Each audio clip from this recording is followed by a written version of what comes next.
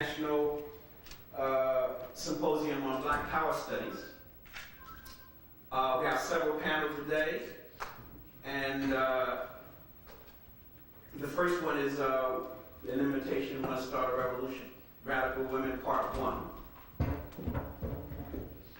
Even though this is the final day of the International Symposium, all of us understand, based on the proceedings, that this is just the beginning of a conversation that we will continue with each other. But today we'll have a panel, and I'm going to let each person introduce themselves after this, but Prudence Cumberpatch will do, I don't know if I've got this right, women's leadership in the NAACP during the Great Depression. So without further ado, we'll start with Prudence. Thank you.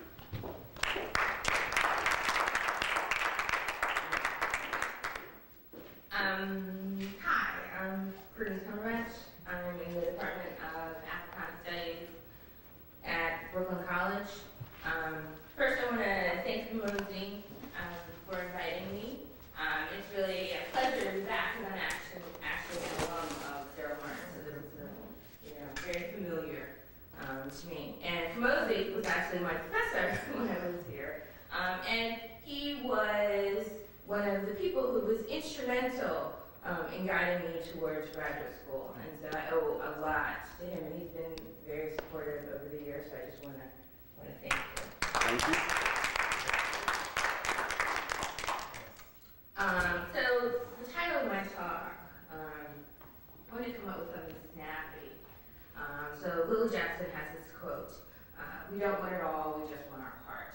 And that really speaks to how she looked at civil rights, racial equality, and what she wanted from the campaign in Baltimore. It's important, I just want to start off by saying it's important to keep in mind that while many people don't consider Baltimore to be the South, it actually is part of the South. It had all the hallmarks of the South, with one notable exception, that African Americans maintained the right to vote. In all other ways, in terms of residential segregation, segregated education, segregated transportation in the counties, lynchings and racial violence, Maryland is the South. And it's particularly Southern in its resistance to believing that there was actually a racial problem in the South. So when you talk to white Marylanders about their history, they don't necessarily see segregation that people experience in downtown department stores where they had to take a string and wrap it around their head to measure for a hat rather than actually trying it on as a problem. So let's start. In the late 1960s, Juanita Jackson Mitchell became involved in a public debate over Black Power. For her, Black Power was a phrase that was divisive. She said that as colorful as it may be, it will lead us to the wrong path to freedom. Mitchell was particularly concerned that the phrase, quote, stimulates racism and alienates as it separates. In an interview with a newspaper, she, quote, suggested a less inflammatory phrase, Black Pride, as if white public officials would feel significantly less threatened by the alternate term. She also said what Black Power groups were fighting for, economic and political power, was, quote, dressing up an old concept in a new language. In part, she was correct. Mitchell and her mother, Lily Mae Jackson, had been fighting for economic justice, political power, and racial equality since the 1930s. So I want to talk a little bit about Juanita Jackson Mitchell and her mother and how they transformed the civil rights movement in Baltimore beginning in the 1930s.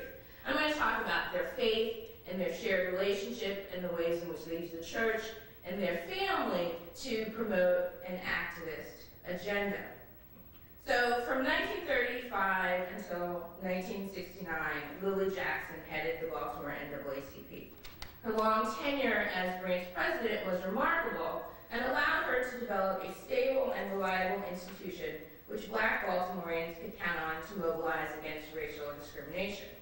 Jackson, Mitchell, and a host of supporters transformed activist culture in Baltimore, a city known for its apathy by leaders of the NAACP. Using the resources with which she was most familiar, the church and the local black newspaper, Lily Jackson actually went to school with Carl Murphy, the president and editor of the Baltimore Afro-American. Jackson built a citywide and statewide campaign against racial injustice. She also used her own social, cultural, and financial capital to effect concrete political change. So Jackson and Mitchell brought representatives of various groups into the day-to-day operations of the organization and built a network that changed the formerly elitist NAACP to one that was more responsive to the black community. As a result, the branch was a key player in many successful legal battles to end segregation in the state. One of the keys to Jackson's success was her partnership with Juanita, whom she called her brainchild. She had 4 children, so it wasn't necessarily popular among the siblings that Juanita was thought of as Lily's brainchild. The Jackson-Mitchell partnership began in the early 1930s when Jackson served as the top adult advisor to her eldest daughter's youth group. They continued to work together after Juanita joined the national staff of the NAACP. Juanita was co-organizer of the Baltimore branch's 1935 membership drive, while her mother served as co-organizer of the branch's reorganization campaign. Putting the branch back on firm footing, Baltimore, which had a population of over 140,000, could boast more than 2,000 members and a president, Jackson, that was ready to lead. These women offered a potent type of political action, a potent style of political action that included an activist vision of citizenship. They offered black Baltimoreans a religiously based and radical, for that time, understanding of democracy. And their vision of civil rights was in line with the religious beliefs of the community. Before Lily Jackson's presidency, the Baltimore NAACP suffered from a lack of programmatic interest shared by both its top officials and average citizens. The branch's primary role was to raise funds for the NAACP, but more often than not, it failed in this endeavor. By 1935, however, attitudes in the black community had changed, especially after the NAACP won a big victory when it integrated the University of Maryland Law School. In the first few years as president, Jackson tried to balance building a local movement while also supporting the objectives of the national office. She wanted to be an effective leader who was responsive to but not dominated by the directives from New York. For instance, legal cases to secure a high school education for students in Baltimore County. There was no black high school in Baltimore County, so students who wanted to go to high school had to take a test. If they passed the test, they could go to the one black high school in the city, but they were not provided with public transportation, so either you had to have a friend or a family member who would let your child live in the city, or you had to have transportation to get your child to school every day. And also, there were some legal cases to equalize teacher salaries in Maryland's counties. These cases fit the agenda of the national, but had few returns for Baltimore City.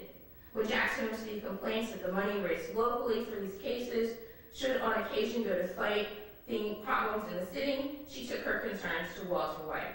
She argued that if funds collected in Baltimore continued to pour out of the city in support of other cases, it would, quote, kill the Baltimore branch. White relented on this issue, but was wary of setting precedent. And this is just one skirmish in a long series of battles over the distribution of funds between this particular local branch and the national office. Now, to prove that she was an effective local leader, she raised the profile of the branch by taking on a local case of residential discrimination, speaking out on a sexual assault case involving a white man and a black female teenager, and challenging the racially biased judicial system. The branch was also part of a larger community effort to secure black police officers, and in the 1940s, it revived the police training school that had been instrumental in securing the employment of the first 3 black male officers in the city. I just want to say these officers were not uniformed. That was another separate battle that they fought. Lily Jackson's successes with the branch were partly a result in the shift of social networks and leadership style. She's a well-traveled mother, wife, a successful businesswoman, and the first woman to travel as the first woman to serve as a church trustee on the board of Sharp Street Memorial Methodist, one of the more prominent churches in the city. These experiences gave her both the practical experience and a rich social network within Baltimore's black community. When Jackson became president in 1935, she drew upon her background to ensure that her branch was an active one. They held monthly membership meetings, regular meetings of the officers. The chapter even opened an office in a building that Jackson owned because her business was real estate that was staffed during business hours, basically so the public would know that they could bring their problems to the NAACP, sort of creating the branch as an institution in the community. When the national office became more concerned with the lawsuits in the counties, Jackson created an independent community organization. She was the driving force behind the Northwest Residential Protective Association, which was headed by her younger sister Florence Snowden. This group sought to sort of address issues such as caverns near schools, businesses located in residential areas, dangerous intersections, and Snowden, in addition to being president of this protective association, also served on the branch's executive board. So Lily Jackson often installed her family members in key positions in the local branch. Shifting its message from the agenda set by the national office and taking on local concerns, the branch took its message to the people. The branch went beyond its monthly membership meetings and spread to places where the people worshiped, socialized, and worked. Lily Jackson was known for attending several churches each Sunday to spread the message of the organization, laying the groundwork for securing memberships as well as donations to support the branch's activities. She saw service to her community as a moral duty, and one of her favorite sayings was, "Service to your people in the fight for freedom is the rent you pay for your space on earth." The church informed a central aspect of Jackson's social networks and leadership styles. She was unique in her ability to navigate through a complex and multi-denominational network of religious authority. She didn't pose a threat to the ministers who gave her access to their pulpits, but she could act as a steward for racial justice. Reverend Vernon Dodson said, quote, "She had a way of getting them, the ministers, to support her without feeling competitive about it." Instead, Jackson fostered a competitive spirit between the churches. She organized various campaigns to see which church would get the most new members or raise the greatest amounts of money.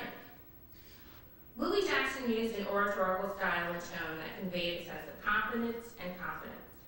Jackson represented a, quote, combination political leader and gospel preacher who could move audiences black and white. Her approach was born in the circles in which she traveled. Up until she was elected branch president, Lily's social world was almost exclusively church-related. One black minister said that Jackson was effective because, quote, she knew church language, she knew the black temperament, she knew where their sympathies were, and she knew how to tie into these. Listening to the few surviving tapes of Jackson, it is clear. Her booming voice echoes the cadences of a Southern preacher. She pounded on the podium to emphasize her points and let people know that this, quote, was God's fight to free his people. She encouraged others to see themselves as God's messengers. She said, quote, "He's got to use those of us who allow him to speak through us. Use your monies, use your talents, and we can accelerate our progress if we do that." Methodist church leader Reverend E.L. Lofton said of her, quote, "More than preachers and Christian workers, Mrs. Jackson has given Baltimore an insight into practical religion."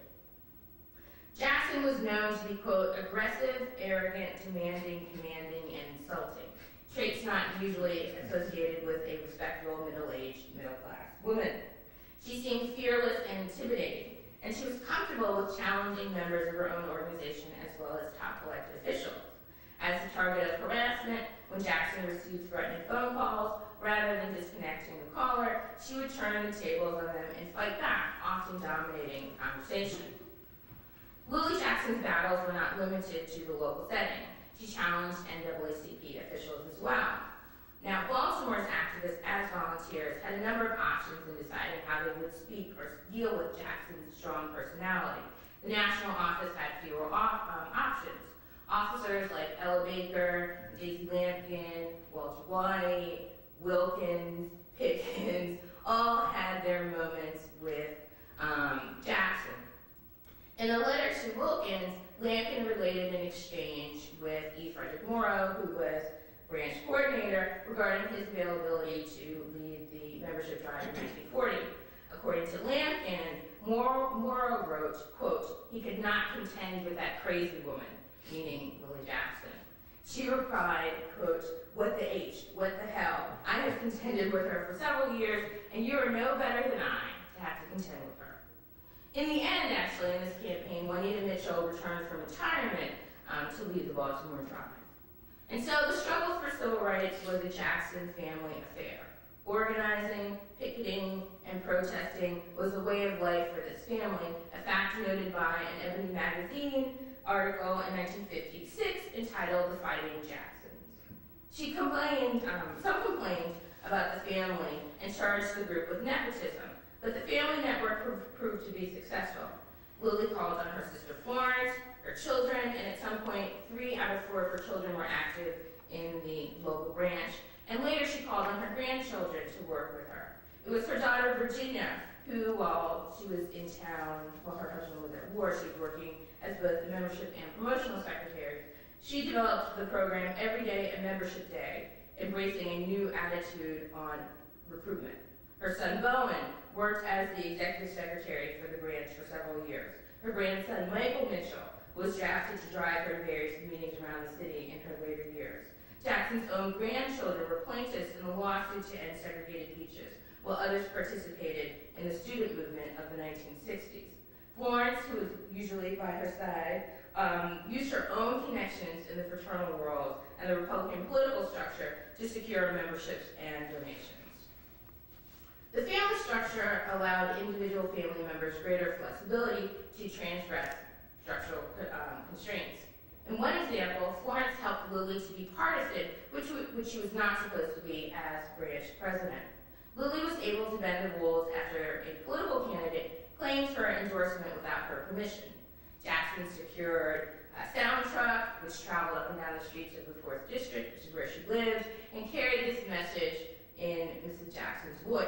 It said, "This is Mrs. Lily M. Jackson, president of the Baltimore branch NAACP. The NAACP is not in politics. Pay no attention to circulars quoting the NAACP as endorsing any candidate. Don't be fooled, this is a trick. If the NAACP were permitted to endorse a 4th District candidate, we would be for Harry Cole. Personally, Mrs. Lily M. Jackson is for Harry Cole. Go to the polls and vote for Harry Cole." But the most important family member involved in the movement with Lily Jackson was her daughter, Juanita. Although Juanita resigned from her paid position with the NAACP, she was the special assistant to Walter White and later the national youth director, and she's really responsible for initiating a lot of the youth councils in the NAACP from 35 to 38. She really started this sort of youth movement in the NAACP. So she resigned from the NAACP in 38. She says, she tells Walter White she's not leaving for a life of inactivity.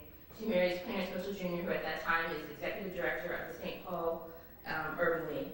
And she continued to be active. She attended the Second National Conference on the Problems of Negro Youth, organized by Mary McLeod Bethune. She attended President Franklin D. Roosevelt's National Conference on Children in a Democracy, both held in 1939. And for the latter, she was just one of 4 black women who attended. She was the youngest black woman who attended, and she was the only woman who was there without a professional title. So Mary McLeod Bethune was there, for example. The president of the NACW was there. Mabel Stalkworth was there. In terms of her work with her husband, he felt that he had an active partner. He wrote his mother-in-law that he felt that there were 2 urban league secretaries in St. Paul because both husband and wife team could achieve so much together. Juanita also volunteered for the NAACP locally and assisted in the reorganization of the Minneapolis and St. Paul branches of the NAACP. And she and her husband actually sat on the executive board of the St. Paul NAACP. So Juanita returns to Baltimore in 1940 to lead the membership drive, and she was hired especially for this campaign. During this time in Baltimore, she addressed the members of the ILA, Local 858, at the Psalmist Baptist Church, at the Oddfellows Hall, and at their union headquarters on the docks. Not only did Juanita secure a $500 membership from the local but she was also able to gain a regular forum for the NAACP agenda, with permission to address the men between 7 and 8:30 a.m. as they arrived every morning to collect their work assignments, and she could also, or the branch members could also solicit memberships on Fridays and Saturdays, which were paydays. During her interactions with these workers, Mitchell learned that they were interested in the issues of lynching and police brutality, but they were not all interested in educational opportunities. And they took this lesson and they integrated that into their program. In 1941, when Mitchell returned with her family to live in Baltimore, she became her mother's right arm. The branch moved into voter registration and Mitchell launched and led the campaign. In 1942, 2,000 black Marylanders marched on Annapolis to protest racial discrimination and police brutality that had caused several fatalities, and Mitchell was the director of the march. As the first black woman to practice law in Maryland, she was a key member of the branch's legal redress committee. Even before she graduated from law school, her mother was so confident in her abilities that she bought her building, which would house her law office. Of course, there was a catch. Juanita had to serve the NAACP. So how were these women able to organize tens of thousands of members and raise almost $300,000 for the national office between 1935 and 1960? And that's just what they sent to the national office. They raised untold amounts for the local branch. Okay? In part, they were able to do this because Lily Jackson treated the NAACP as a full-time job. Okay? Yet they were also able to sway support with their message. Lily, who was deeply influenced by the politics of respectability, merged old ideas with new, more aggressive politics, reflected in her desire to, quote, educate our people to make themselves respectable and efficient so they can demand the recognition that we are fighting for, first-class citizenship. Juanita, who came of age in the 1930s, was particularly adept in articulating what equal citizens should be and how to fight for it. While her mother possessed religious credibility mixed with practical business sense, Juanita had academic credibility, and both had the ability to cross race, gender, and class boundaries to mobilize a movement. As important as Lily Jackson was to Maryland's civil rights struggle, Juanita was equally important to the movement. When she was honored in the late 80s by the National Association of Black Women Attorneys, her introduction concluded with the following statement: if we have any freedom today, if we have any freedom tomorrow, it will be because of Juanita Jackson Mitchell. Both Jackson and Mitchell brought a high level of commitment and social competency to the struggle for racial justice, traits that had been lacking in the local NAACP since its first president stepped down in 1950. Together, these women were in the forefront of the campaign for racial justice, giving voice to community concerns about lynching, unemployment, underemployment, segregated education, unequal justice, and overall racial discrimination. Although they led a secular organization, their religious beliefs did come through, and quite frequently on the part of Jackson. Her faith was indistinguishable from her political perspective. Civil rights was God's mission, and they were his messengers, willing to use the tools given to them by the state, the law and the right to vote, to push forward a positivist political agenda, fighting for what was right and fair. Jackson's devotion to the cause came from her devotion to God. She believed that she walked and talked with God and that he inspired her, and she gave him a life of service. Her daughter recalls her saying, "We're all equal in God's sight. The NAACP is God's organization." While these women would be labeled conservative in contemporary circles, for their time, these, quote, freedom fighters were radical. In the fight for unconditional citizenship, Jackson and Mitchell articulated a concept of democracy that was both powerful and accessible to an African-American population suffering under Jim Crow segregation. Labeling racial discrimination as un-Christian and undemocratic, they merged secular activity with religious traditions in the Black community and brought together thousands in the fight for civil rights. Thank you.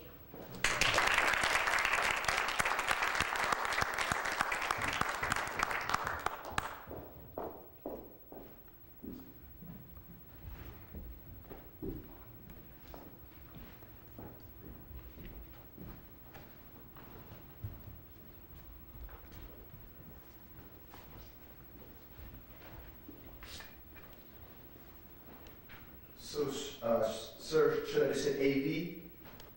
Is it tech person here? He's coming. He's coming. Just click on the user, On user? and it'll I don't think you'll need the password. Oh. There you go.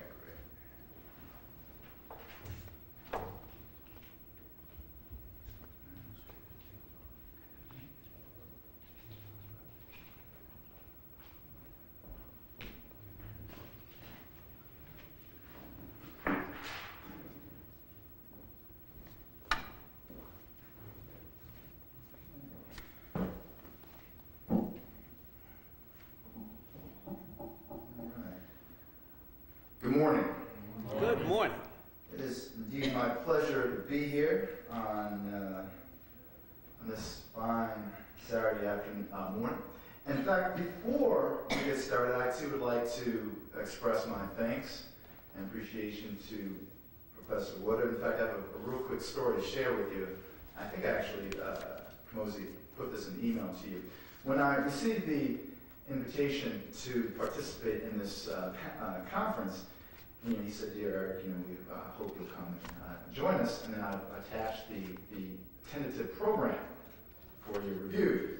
And I saw that my name and my paper title had already been included on the conference program. And I said, well, basically, I'm already on it, so it sounds like basically I need to say yay. So certainly I said yes, and I am here. So again, thank you for the invitation. I'd also like to thank Dale Gore, Jean Theo Harris, and again, Kamosi for publishing the article from which this presentation comes in a fine edited anthology, Want to Start a Revolution. I've used it in class, fantastic stuff, and very good. Time's of the essence, so why don't we get going here.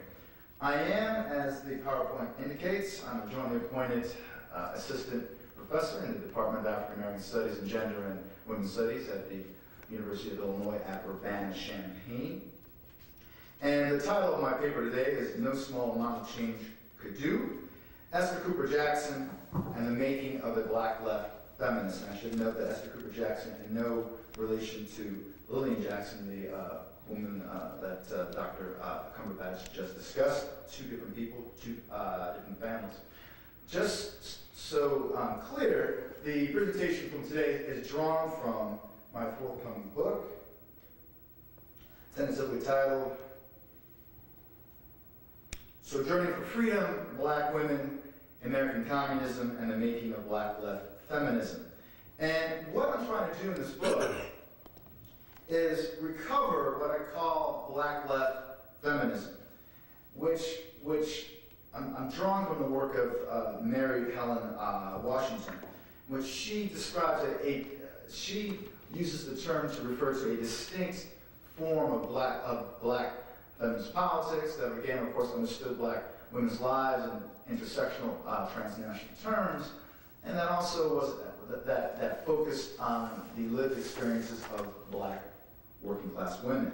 What my project does is I use the term, expand upon it, to understand, to appreciate a community of black women radicals who were involved in the old left from 1919 through 1956. And again, what I'm trying to do is recover, illustrate how these women forged a distinct, radical black feminist politics that was anti-capitalist, anti-imperialist, again, internationalist in scope and breadth. And what both this paper and the book do is try to, again, interrogate, recover the radical aspects of early and mid-20th century black women's history. Without question, the project traces the genealogies of 20th century black feminism. It appreciates the breaks and continuities in black women's activism and the post-war black freedom movement. So it certainly engages this kind of growing debate around the usefulness of the long civil rights movement. I, for one, certainly adhere to the long civil rights movement. I'll talk more about that. And without question, the book, as well as the paper for today, will highlight the personal and political costs of activism, in particular during the Cold War period. I'll just go back to my first screen. And I know that some folks are quite familiar with Esther Cooper Jackson, well, there are some folks who have never heard of her before.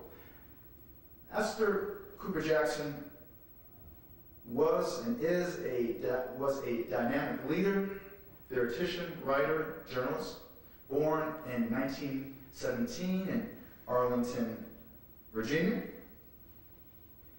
And again, we'll come to this shortly, but she was the leader of the Southern Negro Youth Congress, which in many respects was the forebearer of the Student Nonviolent Coordinating Committee. And the SNYC really did some pioneering work throughout the South during the 30s and 40s around civil rights, fighting against Jim Crow, and again, at the same time, internationalizing the black struggle. That they understood the struggle for civil rights in Alabama, across the South, linked to anti-colonial struggles that in Africa and Asia. And then, of course, and we'll talk more about this shortly, she was the co-founder and co-editor, or rather, she was the main editor of Freedom Ways magazine, which, of course, now it's starting to actually receive its just due. Again, a kind of pioneering journal magazine which published many of the both essays by Dr. Du Bois, Langston Hughes, but also a new generation of black radicals, and we'll talk more about that shortly. And I think equally important, and this photograph actually was taken during the late 60s, and it's of Mrs. Jackson discussing the landmark for Dr. Du Bois, W.B. Du Bois' home in Great Barrington, Massachusetts. If you've ever been up to Great Barrington, you know that there's a sign through the National Park Service that acknowledges the site of where Dr. Du Bois came up. That's a photograph of her speaking at that event. And we'll talk more about this, but what's significant, what's important is that in many respects, it was Esther Cooper Jackson who really helped to keep the legacy of Du Bois and Paul Robeson alive into the 60s and 1970s. So we'll talk more. All right.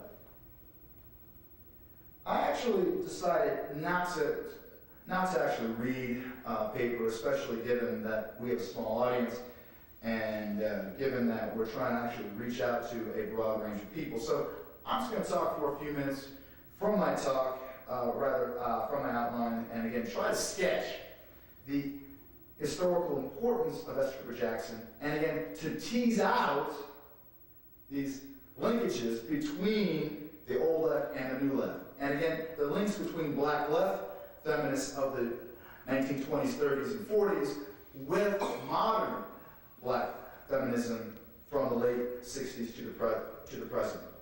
So again, Esther Cooper Jackson, born in Arlington, Virginia in 1917. Her mother was a school teacher, was quite involved in the club movement. Her father was a Spanish American and World War I veteran. She came in many respects from a very privileged, Southern, talented tent black family.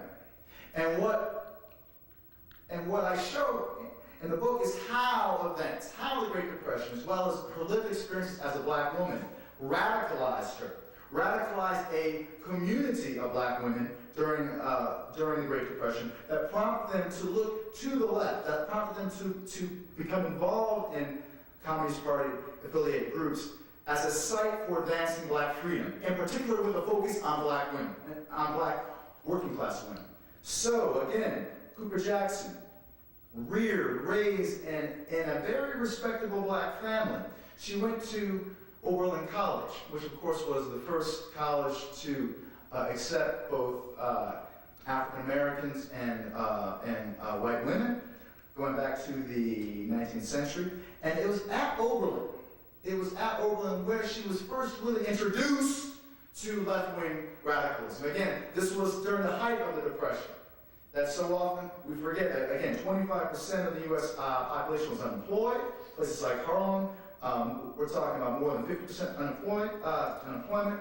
Folks were actually starving and homeless. So again, the context is key. At Oberlin, she became very interested in anti-fascist movements. around Spain in support of the Spanish Republican government, who of course were in a bitter Manichaean struggle against Francisco Franco and his Nazi and Mussolini-backed forces. So at Oberlin, she begins to start thinking, she began to become interested in the left. Although she actually came to college as a pacifist, she began to rethink her anti-war politics in response to events both on the ground at Oberlin, in terms of protests at Oberlin, and especially when she got to Fisk, conversations that she had with various left-wing professors that again recognized her brilliance and again try to move her towards the left. She graduated in 1940 from Fisk with a MA with a BA in sociology, and at Fisk she published her master's thesis, Negro Woman Domestics in Relation to Trade Unionism. And what's important about this, her thesis, which still stands as the most thorough historical and sociological analysis of black women, domestics, and their exploitation and the struggle to unionize, highlights how black women on the left, going back to the 1920s, focused special attention on black women domestics, and again understood that black women domestics constitute the most exploited segment within the U.S. Working class. And given black women's location at the interstices of multiple oppressions, of course, this placed them at the vanguard for social change. And that again, so folks like Esther Cooper Jackson, Claudia Jones, again, in their writings would focus on trying to highlight, trying to agitate for the dignity and respect and rights of black women household workers. Time is short, so I'll keep going. Without question, her most important work, in fact, I should note that it was at Fisk in 1940 that she joined the Communist Party. Esther Cooper Jackson did join the Communist Party, although she was never as active as her husband, James E. Jackson Jr. She, in fact, was a member of the Communist Party. Without question, the most important event, her most important contribution to the struggle prior to the 60s was her involvement again in the Southern Negro Youth Congress. She served from 1942 approximately to 1945 as the executive secretary of the SNYC. And what is important about that as well is it highlights the ways in which the black left served as a site that consciously promoted black women into leadership positions. That the SNYC believed that not only did black folks need to struggle against sexism in the public sphere, but also in the private sphere. So the SNYC, to be clear, although there were folks who were communists, most folks were not Communist Party members, but amongst the leadership, many of the leadership, Louis and Dorothy Byrne, Ed and I guess the strong word of fact, Communist Party members, and again, they were very conscious about trying to challenge, trying to rethink prevailing gender politics. So, for example, men would often share with domestic and household responsibilities, taking care of the kids, going grocery store shopping, seeing, again, the struggle against racism and sexism and imperialism as inextricably linked. This photograph is from the 6th All-Southern Youth Legislature in Columbia, South Carolina. It's important to note that, again, that Esther Cooper Jackson and her husband, James E. Jackson, became dear friends with Dr. Du Bois. And it's really, in fact, through the Jacksons, through the Strongs, through the Byrnes, that played a key role in pushing Dr. Du Bois, the perhaps the most brilliant black mind that this country or world has ever produced, pushing him towards the left. And without question, this photograph captures how he was inspired by these folks. Let's keep going. At the same time, again, given the fact that Esther Cooper Jackson was involved in the Communist Party, and the way in which, of course, civil rights and the way in which segregationists and anti-communists feared struggles for civil rights, seeing a kind of red communist tint. During, of course, the McCarthy period, during the early 50s, the FBI targeted Esther Cooper Jackson, of course, communists across the country. But what is particularly interesting at the same time troubling is, again, the way in which the FBI went after her family. Again, and that wasn't simply particular to the Jacksons. The FBI went after other communist families. But what is important to keep in mind is that James Jackson went underground for nearly 5 years to avoid being arrested under the Smith Act of 1940, which made it a crime to call for the violent overthrow of the U.S. government. James Jackson, of course, did not call for the violent overthrow of the U.S. government, but again, the Smith Act was used to target, silence, and suppress radicalism. What is important, though, about this screen, and this is a flyer published by the Civil Rights Congress, a left-wing mass defense organization led by William L. Patterson, who, of course, was the husband of Louise Thompson Patterson, who, of course, was a leading figure in the Harlem Renaissance, and a leading figure in the Communist Party. This photograph in some ways captures what I refer to, or borrowing from historian Deborah Gerson, this term of familialism. The way in which this picture, and of course her very important 1953 pamphlet, "This is my husband, fighter for his people, political refugee," the way in which she embraced familialism. Again, a kind of valorization of family, motherhood to promote social change. So in fact, what's happening, I think, in this picture, and if you read this article, front page article in the Afro-American by James Hicks, it explains, it frames Esther Cooper Jackson's repression as an attack against a respectable black family. And what's important to keep in mind, again, is that the way in which black women communists so often consciously try to challenge the politics of middle-class respectability. Again, one way, of course, is that Esther Cooper Jackson used her maiden name. She did not go by her husband's name, actually until the McCarthy period, so that when she spoke on his behalf, people could associate her with being James E. Jackson Jr.'s wife. This is important. That, again, the kind of sexual modernism that we often associate with the left, certainly we see that with the practices and writings of black women radicals during the 20s, 30s, and 40s. And again, we see a kind of shift. So again, I'm not trying to argue that her gender politics became more conservative, but certainly there's a kind of performance here. There's a kind of heteronormative politics that, again, this image was just trying to invoke a kind of heteronormative politics of respectability. Are folks following me here? Right? And again, so we don't see this, right? We don't see this kind of discourse prior to the McCarthy period.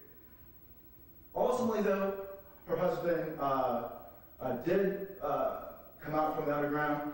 He was in prison for several months, but ultimately he was free. But again, she and her husband were not in contact for nearly 5 years.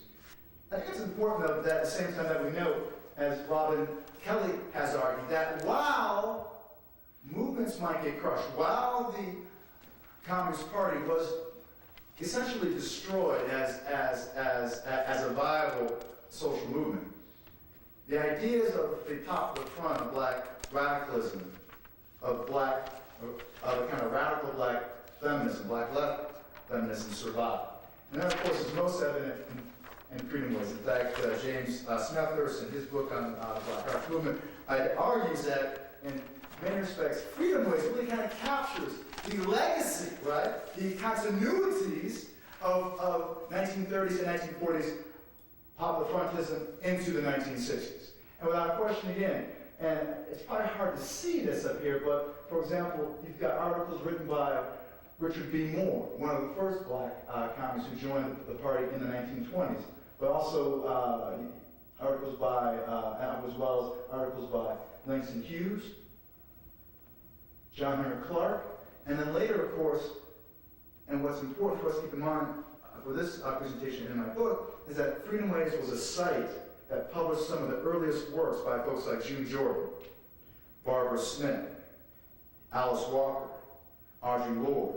So again, the way in which Esther Cooper Jackson and a community of black women radicals, such as, again, Louis Thompson Patterson, such as folks like Claudia Jones, the most important, the most famous post-war black woman communist. The work of Vicki Garvin, how these folks moved in multiple movements, and although maybe in some cases they left or they moved out of the Communist Party, they still maintained the radical black feminist politics. And as well, Esther Cooper Jackson was indeed involved in the Free Angela Davis movement, which of course really does stand as a kind of bridge between both old left and new. Angela Davis's mother, Sally Dowell Davis, was a good friend of Esther Cooper Jackson. Sally Dowell Davis was involved, of course, in the Southern Negro Youth Congress. So again, people such as Angela Davis, one of the most, of course, famous black feminist theorists, public intellectuals, these folks just don't come out of the thin air. So in conclusion, again, what this paper, what my book does is recovers a kind of route, a black left feminist politics, tracing the genealogies of black feminist thought, highlighting again that while yes, there were some ruptures, while again, groups such as the Southern Negro Youth Congress had to shut down due to McCarthyism, the kind of radical, leftist, internationalist, feminist politics that these folks embraced would continue and would live on. In fact, into the present moment. Folks, thank you for your time.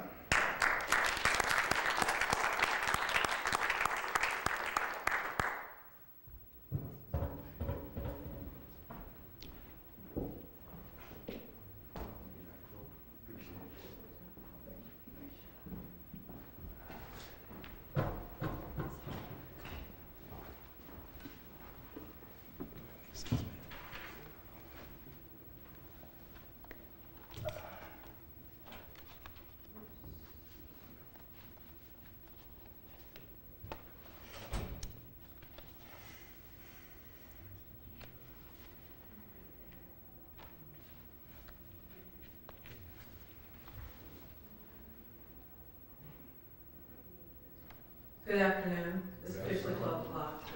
Good afternoon. It's really great to be here, particularly to be able to come back to New York and celebrate our anthology, which has been out for a while. My name is Gail Gore. I co-edited the anthology Once About a Revolution with Kamosi Woodard and Jean Thiel Harris. And this is my first. I have to say that Jean and Kamosi have set the way for how you sort of put a book together, how you do a collaborative work, and then they're also teaching me how you sort of publicize it. And this event is great, and Kamosi has been leading the way with a lot of great events. But this is the first one I get to join, so I'm very excited to be here and say, go buy the book. That's our slogan. I'm learning. And in part, it's also great to be with some of the authors here. A number of them are here, Prudence and Eric you heard from, but also Jim Smithers and I think others in this afternoon. And really, to sort of see the range of work that's coming out that really centers black women's radicalism, but not only as sort of grassroots activists and sort of the backbone of the struggle, but really taking them as sort of intellectual contributors to a black freedom vision for liberation, and sort of theoreticians that sort of write about it, argue about it, and do the daily work. And I think when we started this anthology, that was really one of our hopes, that it would actually produce more work about this, and that we would not only have black women, because I think it's clear that particularly in the new research on the long black freedom struggle, you have to talk about women and gender. But we really want to push the ways we talk about women and gender, and really to take them seriously as intellectual figures and as strategists in the movement, not simply as people who are sort of doing the grassroots daily work, and as national figures. And I think what we see, particularly in the two presentations already, and now I'll talk a little bit about Vicki Garvin, is that it's not, these women weren't just sort of local organizers or grassroots, they're international, national figures operating in major organizations, really making an impact in the struggle. And I think too often that gets lost because in part maybe they didn't publish sort of, and I use this word explicitly, a seminal text, right? Or that they weren't seen as sort of, they weren't seen as sort of key leadership in certain organizations. And in part, I think that's missing the ways in which they operated on a multitude of levels, right? Both as leadership and as daily organizers. And I want to talk a little bit about Vicki Garvin in that context, because she plays a special place, she holds a special place in this anthology. I think, for me, I started my research on, my work is on black women radicals during the Cold War. And similar to Professor McDuffie's work, it tries to really think about what happens to the generation of activists, particularly black women who are radicalized in the 1930s, who may join the Communist Party or take up a left politics.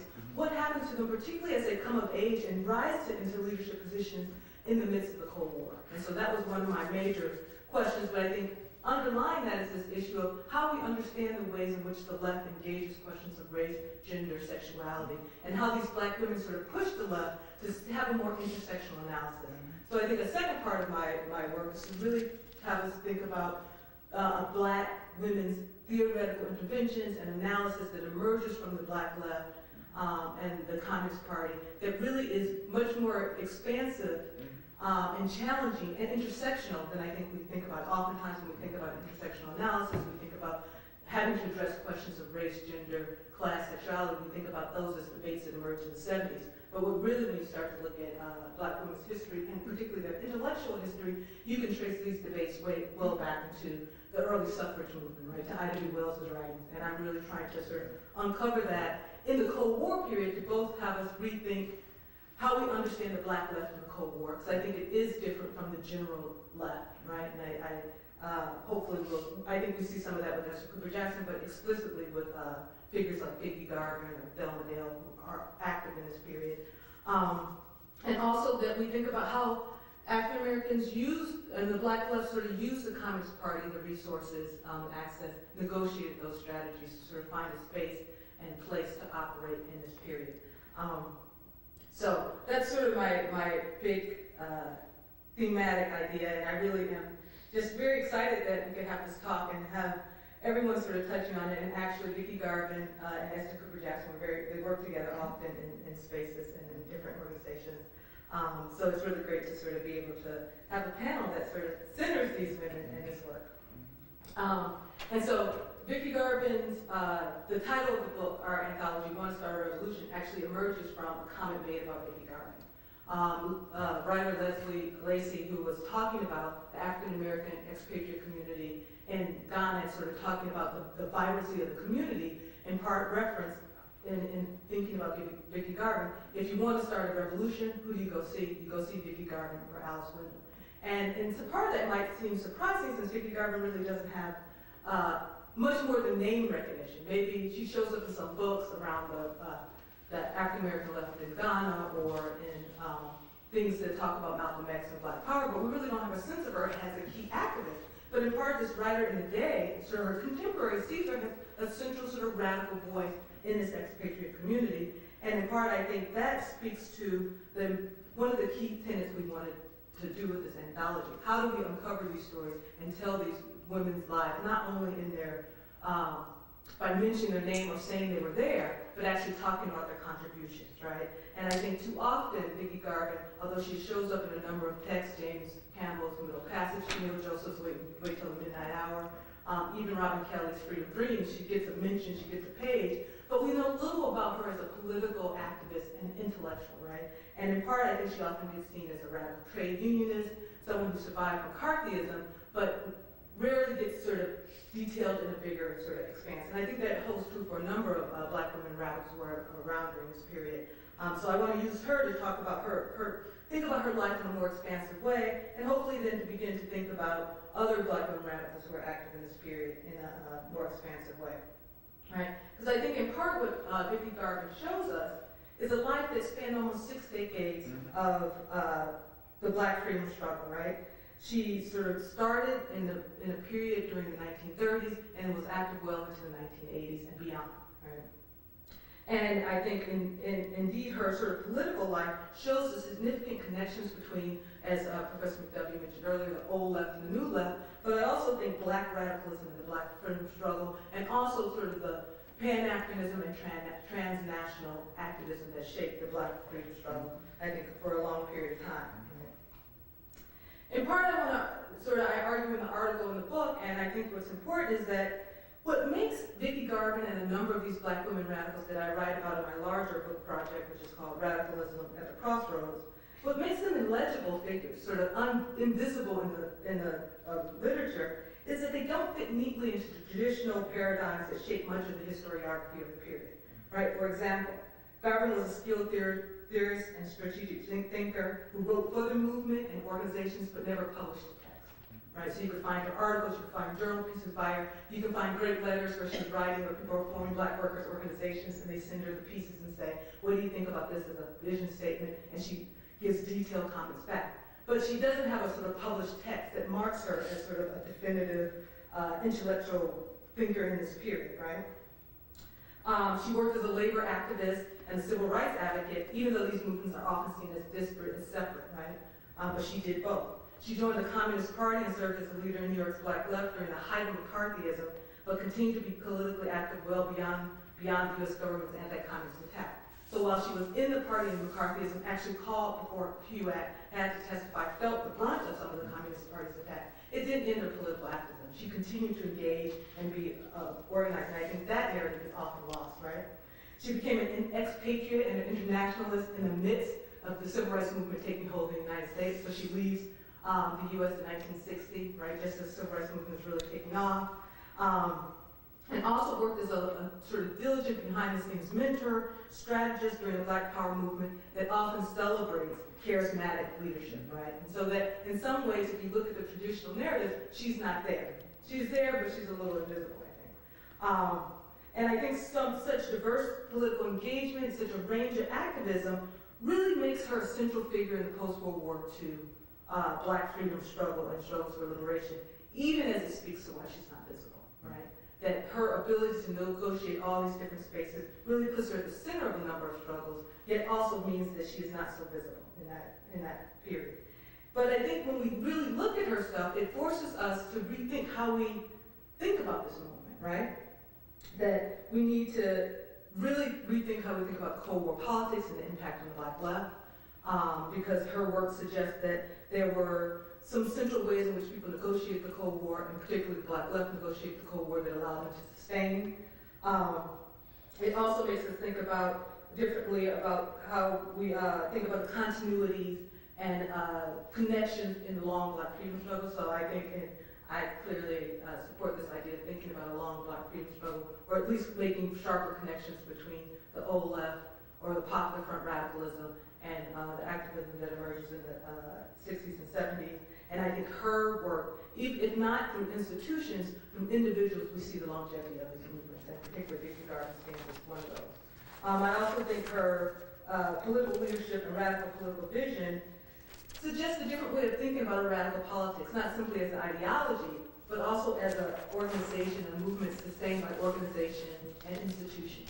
And I think that, and individuals are part, right? So that Black radicalism is sort of sustained through these people who continue to struggle with a number of venues and carry the politics with them. So who was Vicki Garvin? Vicki Garvin was born in Richmond, Virginia in 1915. Her parents were working class. Her father worked as a plasterer, her mother as a domestic. They made a decent living in Richmond. She was the oldest of two daughters. And in 1926, her parents migrated north in hopes of both getting her family, their children, better education, but also sort of more opportunity. As Professor McDuffie pointed out, they arrived in New York in the midst of the Great Depression. And so options were limited. And in part, Vicki Garvin talks about her experiences watching her parents struggle. Her father had a difficult time finding work as a plasterer. The union sort of shut him out because of the color line. Her mother was forced to participate in what is often called slave markets, so day labor markets for domestics in New York. And Vicki Garvin had to sort of both give aid and talk about sort of her family going to the school to pick up food from the school and how humiliating that was for her and embarrassing that was for her. But also how it really fueled for her a desire to understand the connections between race and labor that she saw playing out in her family struggles. And in part, the richness of Harlem in the 1930s provided some of the answers. She became active with the Abyssinian Baptist Church, which her parents had joined when they moved to Harlem. And in particular, she became a part of the youth program run by Adam Clayton Powell Jr., who was a left-wing minister and soon to be a congressman. It was actually through Adam Clayton Powell that she participated in the first protest around the Don't Buy Where You Can't Work programs. Also in Harlem and in New York, she sort of was introduced to a formal education that was important for politicization. So she graduated from high school. In high school, participated in Black history clubs, went on to Hunter College and, for women at that time, and also participated in Black history clubs. There was a founder of the president of the Toussaint Louverture Club at Hunter College, and also then encountered all the range of young Communist Party and left figures that were around Hunter College in that period. But actually what she points to as the key point making qualitative, what she calls a qualitative change in her thinking, is when in 1940 she went to get a master's degree in economics from Smith College, which is a pretty elite all-women's college in Northampton, Massachusetts. Can we see a picture of Vicki Garvin, perhaps? Sure. Since we got that screen up there. Yeah. It's gonna come. So this is before. So she goes to Northampton, Smith College, has this has this training and really begins to study Marxism. Because she's only a master's student, her professor lets her study whatever she wants. She really feels like she gets a training in Marxism. She comes back, works for a while for the National Labor Board, and then, as the war ends, joins the CIO and becomes a staff member of the union. And that's really where she becomes politicized. Soon after that, in 1947, she decides to join the Communist Party. And it's interesting, in 1947, most historians say, that's the period when the Communist Party died. And that's when she decides to join, right? When the Communist Party is in the midst of a growing anti-communist attack. And for her, it becomes a moment where she commits her life to working class struggle. She talks about that moment as a key choice. And it's also a moment where she remarries. She was married earlier in her life to a fellow labor activist. So I think those two things went together for her, where she sort of saw herself recommitting herself to labor activism. And she goes on from when the purges happened at the CIO during the Cold War, during the late 1940s, she actually gets kicked out of her union job and begins to rebase her activism among community-based labor activism. And so this is actually a picture of one of the articles she writes for Freedom newspaper. Because one of the first things she does is she becomes a board member of Freedom newspaper, which she joins Paul Robeson, Alpheus Hutton, Louis Burnham on the board of Freedom newspaper. And she writes a lot about women in labor. This is one of the first articles she writes for that in 1951. From there, from Freedom newspaper, she goes on to join one of the most important sort of labor organizations of the Black left in the Black freedom struggle, the National Negro Labor Council. And there she really becomes a key activist in the council. She considers it one of the best organizations she's ever participated in. And she actually writes about the National Negro Labor Council, quote, "I never felt surrounded by better comrades in my life, where we would have really strong ideological fights, really sharp, but we would leave as friends."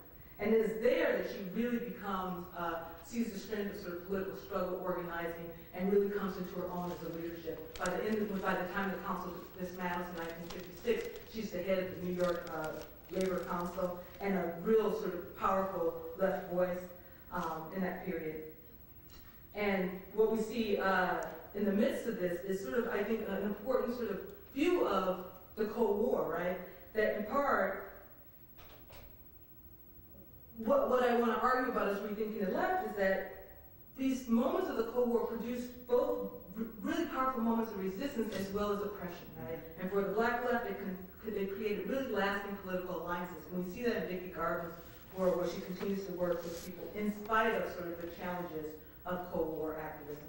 And so that the community of people, particularly the women, and Freedom newspaper was really sustained by a number of Black left women, from figures like Leah Richardson to Alice Childress, Lorraine Hansberry, Vicki Garvin, Shirley Graham Du Bois, were all active as sort of as staff members supporting the paper, that they became a really powerful community. Thelma Dale was there too, and many of them continued to be friends, even though they took on different political tendencies afterwards. So by 1957, Vicki Garvin has left the party.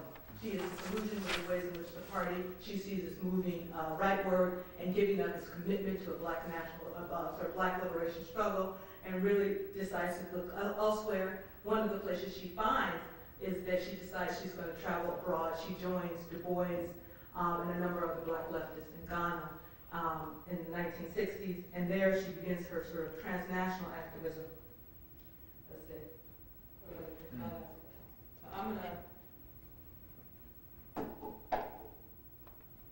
So this is a picture of Vicki Garvin at work at the National Negro Labor Council, and this is, she's at the typewriter. The gentleman with his foot on the stool is Ernest Thompson. And Big train. Train, yeah. And those are the two. I think this is William Hood next to Ernest Thompson, but I can't definitively say that. So in 1960, she goes to Ghana, and she joins, again, this community of black leftists that Leslie Lacey had talked about earlier. And then from Ghana, as sort of in Nkrumah's efforts at building African nationalism in Ghana dies, she moves to China. And she lives in China from 1964 until 1970, and then comes back to the United States. And in each of these places, she continues to carry this view of herself, what she calls as a proletariat, working class, Pan-Africanist. And I think that politics is what sustains her through all of these different movements. And so when she comes back to the States, she ends up joining with some new left organizations, particularly the RCP, and then she works at some points with the National Black United Front. And so you can see the ways in which she operates in a number of different spaces, but I would argue throughout each of those carries these politics that she had developed in the 30s and the 40s and the 50s with her, this commitment to a black liberation struggle that centered a sort of anti-capitalist, anti-imperialist, and sort of gender equality spirit to it. And I think looking at her life along six decades, her ability to move throughout these different organizations in different sort of locations really suggests the ways in which there was a strong continuity between what the black freedom struggle from the 1930s to the 1970s and space for people to negotiate that. I also think it speaks to the ways in which this generation of black women radicals who were politicized in the 1930s really came of age in the 1950s, produced a powerful and lasting political vision, right, that allowed them to be relevant even as the political context shifted and changed. I'm done. And so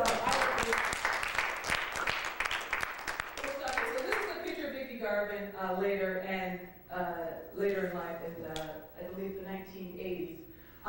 But she continued to be active well over, and I'll end with this point that I really liked. I actually first came across Vicki Garvin looking through a left journal, Forward Motion, I believe it was called, where she had written a piece about her experiences with Malcolm X. And I was like, who is this? And then I came across her again when she had written a letter of support for the Black Radical Congress. And so I just think that's a powerful, sort of that commitment has, I want to end there because I think that's where I started with this piece, with thinking about these women, thinking about Vicki Garvin, and really what has continued to inspire me, their ability to continue to remain active despite sort of the limitations, despite going through the Cold War, despite sort of the political struggles that they endured, and I think that's an important lesson for all of us. So let's do the up the stage now. Can we have the stage lights, please?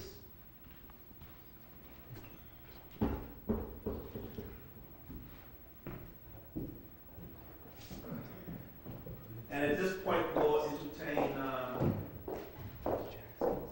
comments and questions from the audience. Let me start out by making a comment myself. I think we need to, as we do this work, following these figures should inform the research agenda. And I think one of the most invisible, significant roles that activists play are as editors. Right? So if Vicki Garvin is an editor at Freedom newspaper, she's shaping knowledge. And one strength, she's a journalist. Right? So I think now we live in a world where books are the main thing. That's the world now. That's presentism, right? Go back to the 30s and 40s when people were in the Depression, the article, right, is the main vehicle, right? So even though it looks like a small thing to us now, that's the way you communicate with people back then. You talk to people in the Black Arts Movement, they say the essay, right? When Oscar Muhammad Touré is writing those essays, that's what everybody's reading. They're not reading. Only a few of us can read Howard Cruz's book, right? It took me a long time to read Harold Cruise's book, okay? But everybody was reading Oscar Muhammad Touré and Larry Neal's essays, right? So we can't take our academic emphasis now, publicly perished, and import that back to the 30s and 40s because that's not the world they're living in. So everyone's reading Vicky, she's shaping knowledge, and the other thing is that we had the habit of not having bylines. I was the editor of Black New York newspaper and Unity and Struggle. I didn't have a byline, so nobody knew I was doing it. So we were shaping knowledge, right? Just like we organized this conference here, right? So I think we put that back into the thing. Vicky is right at the center, and people know what's going on there. And what we consider seminal text now, for them it was the newspaper. Because people could get their hands on it, they could afford it. Or those little pamphlets we were doing, right? I mean, if we forget that, I mean, Jane Boggs and people like that, those pamphlets were much wider read than the books. Right? Boggs' thing, what was that? The Awesome Responsibility of Revolutionary Leadership. Every young person read that during that period of time. Right, that's what we're reading, so we have to go back and interview people and ask them, what were you reading at the time? Most of them tell you, I wasn't reading 50 volumes of Joe Jones. Okay, comments and questions from the floor? Or you guys might want to comment on each other's.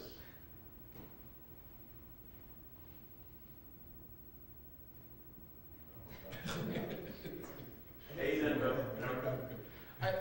It was really excellent papers. Thank you for doing the work. I guess one quick question. How does what each of you is saying about Black women leaders throughout this long lens contribute to or challenge the kind of bridge leader thesis, right?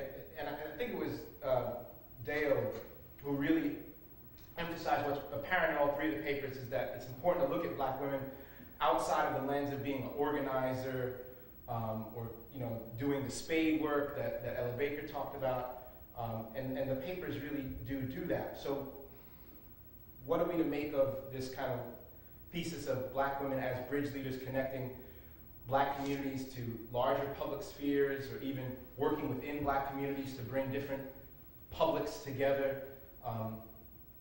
Does your work throw that thesis out of order or add to it? Or?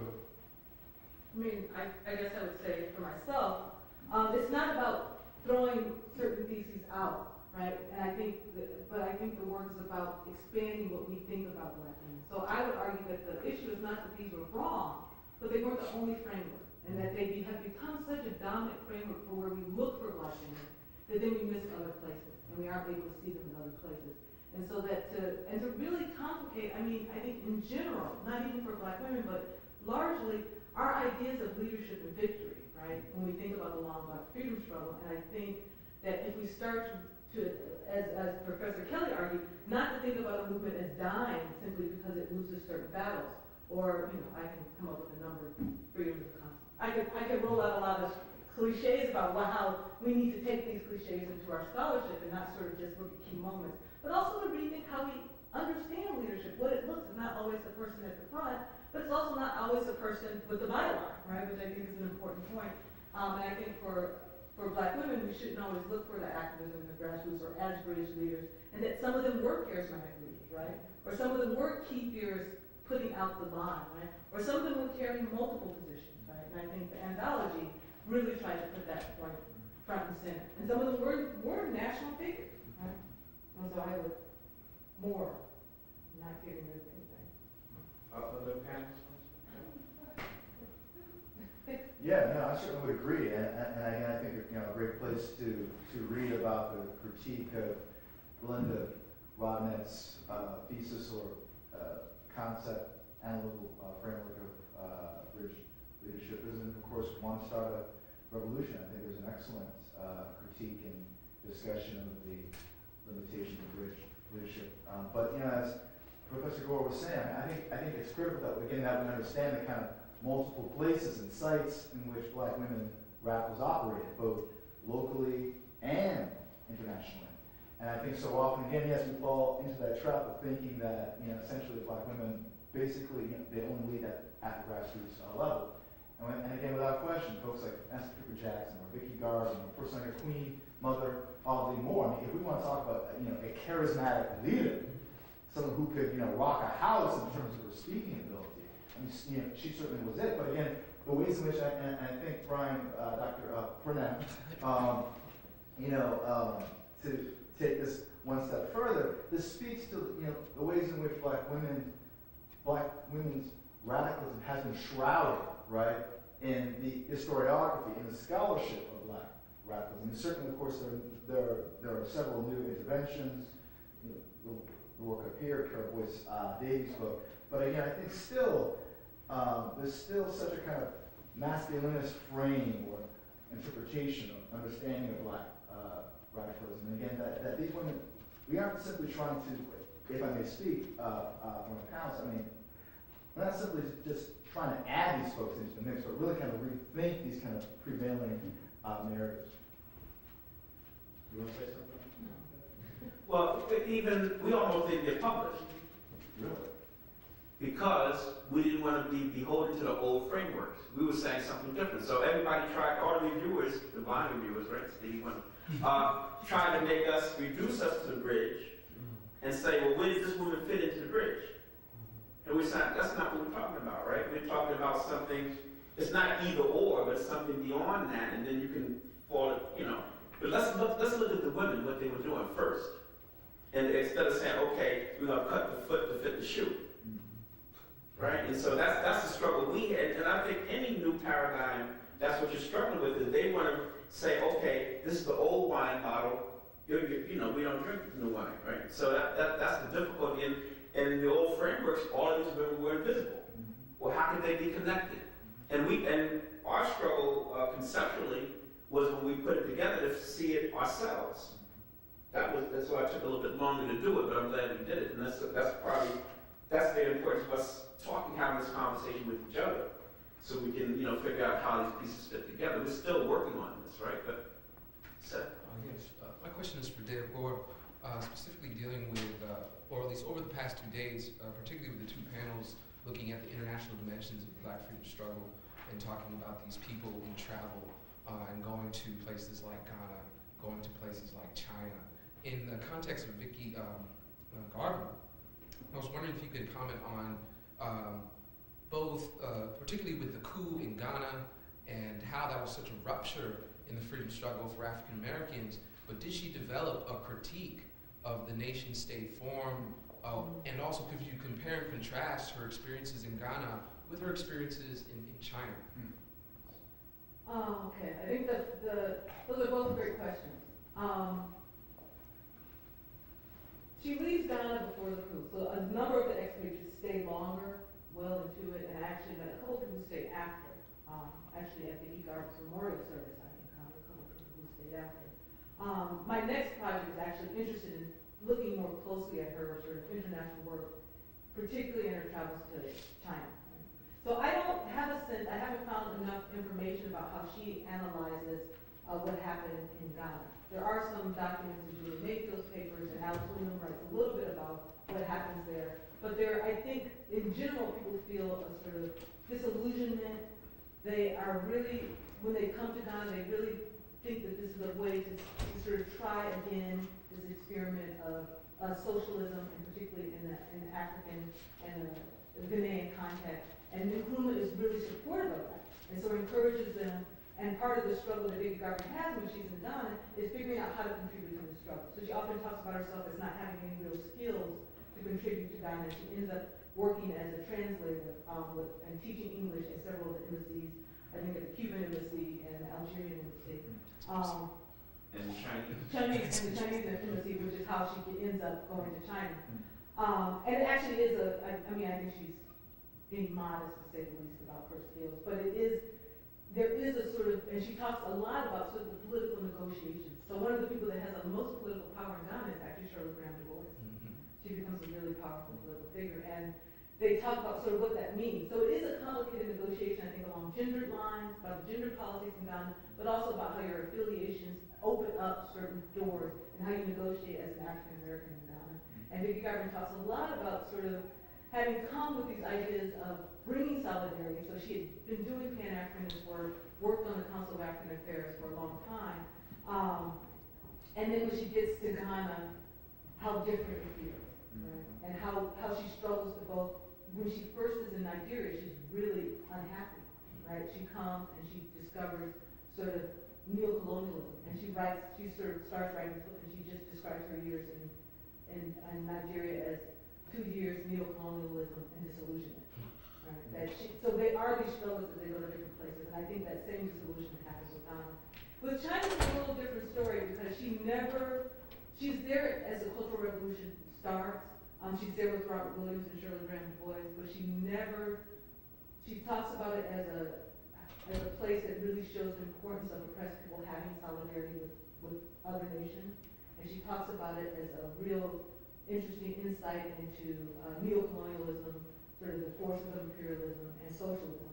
But she is a staunch supporter of the Chinese Communist Party most of her life. Robin Kelly tells this great story. When I went to go interview Vicky Garvin for the first time, Robin Kelly had just interviewed her for Black Lives Matter.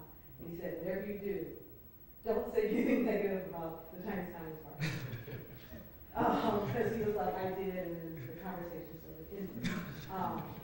But for her, I think, and she actually returned to China later, and so for her, I think, and it's clear when she joined the RCP that she does sort of have an affinity with Chinese Communist Party that is less, that she doesn't, if she's critical, she doesn't speak about. And in my next project, I hope to look a little closer at her writing about that. Maybe I will find more about her criticism, but on the surface, it's not.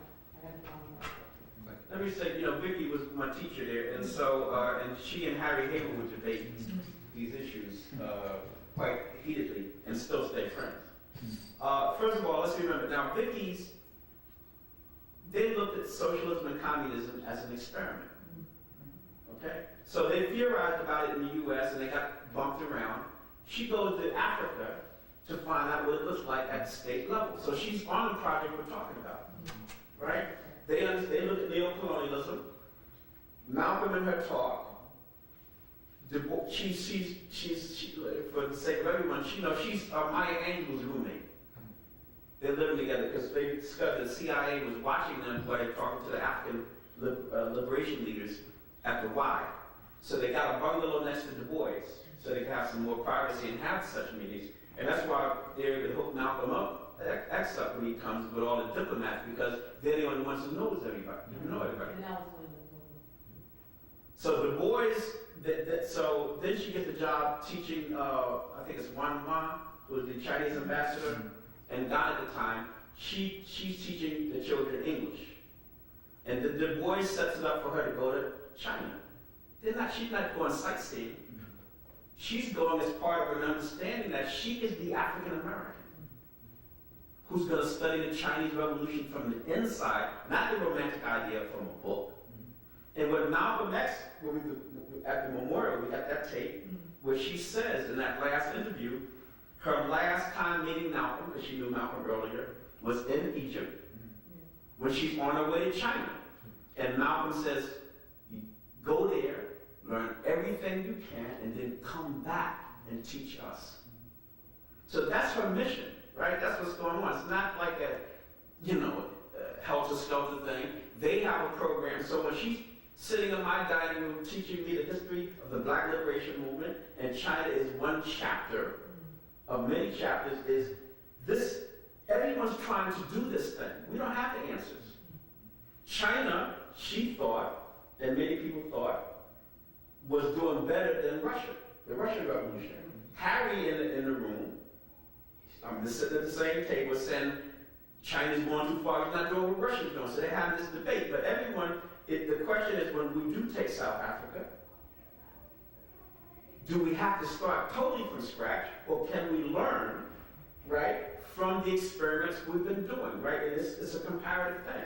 So, so as long as China or whatever these other countries were still experimenting with socialism, they would take the good next to the bad. But it's not like they're uncritical of it, but the point was that that's where the experiment is happening, right? And so she was very critical. Her criticism of the Chinese Communist Party to me was that when Huey Newton and the Panthers go to China to meet Mao, she's the person who's doing a lot of translating in the discussion here. And she said that when the Chinese were describing, what's called Mao's three magic weapons, People's Struggle, Vanguard Party, and United Front, that they left off the discussion of the United Front. And as a thumbnail sketch, she thought that was one of the ways that they kind of pushed the Panthers to the left by not emphasizing it was of central importance to do the United Front. And, being I was told I shouldn't call myself a knucklehead, but acting like a knucklehead, they had to teach me the United Front. I mean, they brought the Cubans in to talk to me about the United Front, because my generation was all hyped up. Let's overthrow the system. And I think the Cuban brother said to me, all you young bloods want to make a revolution, hit a home run. But you got to know how to get on first base. United Front is first base. Right? And that's we kind of we de-emphasize the United Front. And what Vicki was trying to explain to us is that all of your labor union, community organizing, you start with the United Front. You start with that. So that's why Vicki was our leader, a strategic leader when we formed the National Black United Front. Once again, she's behind the scenes, she's in a hotel room.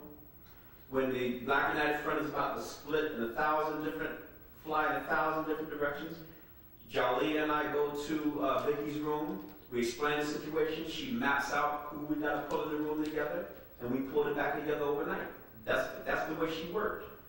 Now, it is very important to say that at her memorial, in Reverend Dorothy's church, which she was a member of, she was in the group, the sisters who connected with South Africa, that none of those people knew who she really was.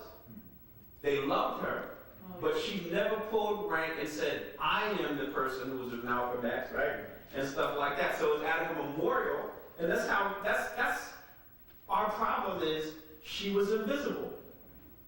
That whole background was invisible. But that was her strategy, not to pull rank. Right? And say, okay, I have ideas, you have ideas, let's work together. And that was her style of work there.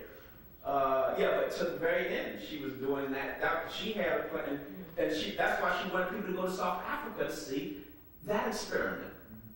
Right? But I think we do have that experiment. If we have them as dogmatists, and not that everyone's trying to figure out what does the revolutionary process look like? So we won't be caught with our pants down when we get to that next stage. Right? And a book wasn't their main thing. Matter of fact, they tell you to read somebody else's book if they wrote the book. Right? Or make sure it got published, or make sure, that people read it and stuff like that. But that was their whole thing was not to put my name up there and stuff like that, but therefore they end up being invisible in this narrative. And I think our problem with SNCC and anybody else is how to put those people back in when their very job is to go out of business and be invisible. But I think that's also why she survived. Being invisible was a good skill if you're under repression. But there are some ways that she wasn't completely invisible. I mean, she was the leadership of the National Labor Council, and going out and speaking publicly at rallies by the CP in the middle of Union Square. And so there are ways in which that invisibility, she was actually at the forefront. And so I think it's interesting. Well, that's what the anti-communism comes in, right? Yeah, and I think it's interesting at what point she disappears and doesn't. And I find the China thing that clearly you're a source I'll have to go through as I think about this. But she doesn't write a lot about China. And so one of the questions that I have is where do we find her analysis of China, right? Because it isn't, she writes pieces for certain journals where she centers China and things like that. Maybe we don't want to talk about China, but I'm fascinated by it, where you find her critiques. And even in interviewing her, she was very, and this is part of, I think, the struggle of doing this kind of work, where her view of the movement is not herself as a leadership, but a part of the struggle. So she doesn't often talk about herself as, I don't even want to say that, just in my sense of talking to her, I didn't think she was being like overly humble, but her view of the movement included all these different people. And she wasn't always, when she talked to me, She's always, the way they talked about it was to promote other people. Yeah. That's the style, right? So when she talked to the young women at Sarah Lawrence, I don't know if you were in that class when she came to Sarah Lawrence. Okay, she came to Sarah Lawrence in maybe 1992 or 3. And she talked, and we got tape of it. We've got tape of it. And she basically said that the generals, she said, I was a foot soldier. And she said our leaders were Claudia Jones, Carl Robeson, and the W.E.B. Du Bois. And what we had to tell her was, for our generation, Vicki, you were the general. Okay, look, you've been promoted now, right? So that, but that, you know, but the way they talked about it, but that is a style of, I'm not pushing myself, right? And I think we're not used to that. And I think we can't make them do that. I mean, you know, we have to just rewrite the history to reconceptualize it, but part of their leadership style is not to be self-promoting and to be invisible. And of course, I mean, that's highly gendered as well, of course, right? You know, the way in which so often black women, you know, will intentionally, even if they are the leaders, they will try to kind of take a step back and, you know, not self-promote themselves. Well, but Vicki was the one who made me, I was reading an article, the famous article in National Negro Labor Council, a speech about to labor that we want your cooperation, but we're not asking for your permission. And she told me that's my article. And she explained that Bill Hood was drunk that night and couldn't write the speech. She wrote it and he became famous. And that gave me a clue into history of how women, where to look for women, not to always take for granted that the person making the speech wrote the speech. So she gave me that clue. We had Kathy's hand back there, I believe, right? Oh, I was just, wanted to know a little bit more about her interactions with Harry Hayden. They were, everybody in that circle, because of Harry's age and what he had done, acknowledged Harry as the teacher. He talked of the national question and all those things. But particularly when we were trying to sum up the Soviet Union versus Chinese revolution in the 80s, that was the area where they were the most tense. Vicki was, that's the only time I saw her be a bit more, less comradely on some occasions with Harry, but they'd always make up at the end. We keep it together. But that was an ongoing debate, and most of us in the youth wing were much more with Vicki, with the Chinese thing. And you know, and Harry.